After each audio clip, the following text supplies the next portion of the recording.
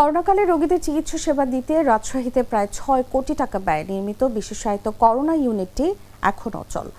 সংক্রমণ কমে যাওয়ার পর ব্যবহার না হওয়ায় দীর্ঘদিন ধরে পড়ে থেকে নষ্ট হচ্ছে মূল্যবান চিকিৎসা সরঞ্জাম। রাজশাহী মেডিকেল কলেজ হাসপাতালে স্বাস্থ্যকর্মীরা বলছেন, করোনার পর থেকে এই ইউনিটটি তালাবদ্ধ অবস্থায় রয়েছে। দীর্ঘ সময় ব্যবহার না করায় কক্ষের ভেতরে থাকা সরঞ্জামাদি নষ্ট হয়ে যাওয়ার পথে। মেডিকেল কর্তৃপক্ষ থেকে পরিকল্পিতভাবে উদ্যোগ নেওয়া হলে এসব দামি যন্ত্রপাতি এভাবে নষ্ট হতো না। জনস্বাস্থ্য বিশেষজ্ঞদের মতে ভবিষ্যৎ ব্যবহার নিয়ে সুনির্দিষ্ট পরিকল্পনার অভাবে এই প্রকল্পে ব্যয় হওয়া বিপুল সরকারি অর্থ কার্যত অপচয়ের মুখে পড়েছে।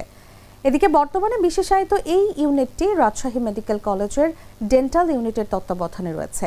এখানে থাকা সুবিধাগুলো ব্যবহার করে সংকটাপন্ন বিপুল সংখ্যক রোগীকে উন্নত চিকিৎসা দেওয়া সম্ভব, অথচ এ বিষয়ে স্বাস্থ্য বিভাগের তেমন কোনো তৎপরতা নেই।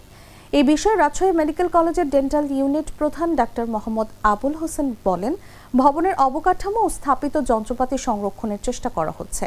সংশ্লিষ্ট কর্তৃপক্ষ ভবিষ্যতে যে সিদ্ধান্ত নেবে সে অনুযায়ী ইউনিটটি জনস্বার্থে কাজে লাগানোর উদ্যোগ নেওয়া হবে। কোভিডকালীন সময়ে কোভিডের রোগীদেরকে এখানে থাকার জন্য ব্যবস্থা করা হয়েছিল এবং কোভিড হাসপাতাল হিসাবে এটাকে চালু করার জন্য প্রয়োজনীয় পদক্ষেপ নেওয়া হয়েছিল। সে প্রেক্ষিতে সেখানে অক্সিজেন সরবরাহ লাইন, ম্যানিফোল্ড অক্সিজেন থেকে শুরু করে ওই জাতীয় অক্সিজেন সংক্রান্ত এবং অন্যান্য কিছু অত্যাবশ্যকীয় লজিস্টিক্স সেই সময় সেখানে স্থাপন করা হয়েছিল। তো পাস হয়ে এসব, কিন্তু সেটাকে আর কোভিড এর মধ্যে এরই মাঝে কোভিড নিয়ন্ত্রণে আসার কারণে সেটাকে সেই হাসপাতালটাতে আর কোভিড হাসপাতাল হিসেবে চালু করারও প্রয়োজন হয়নি।